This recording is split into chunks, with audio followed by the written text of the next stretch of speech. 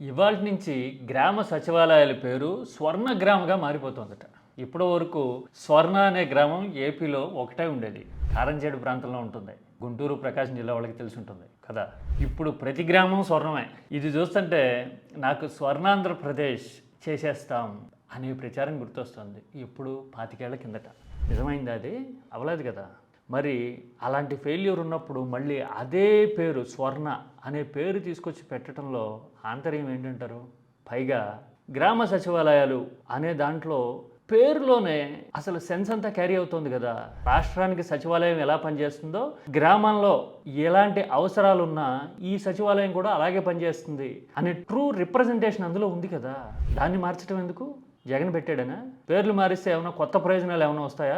ఉన్న ప్రయోజనాలు ఊడగొట్టుకుంటుంటే చాలు కదా. పేరు మార్పుని ఎలా చూడాలి? పైగా మనమేమో అప్పుడు 2024 ముందు పేర్లు మార్చడం మీద పెద్ద ఉద్యమాలు పేపర్లలో నడిపాం కదా, పోరాటాలు మీడియాలో. ఇప్పుడు ఇలా పేర్లు అసంబద్ధంగా మార్చడాన్ని ఎలా అర్థం చేసుకోవాలి? రేషనల్గా మాట్లాడుకుందామా, విత్ సబ్స్టాన్స్.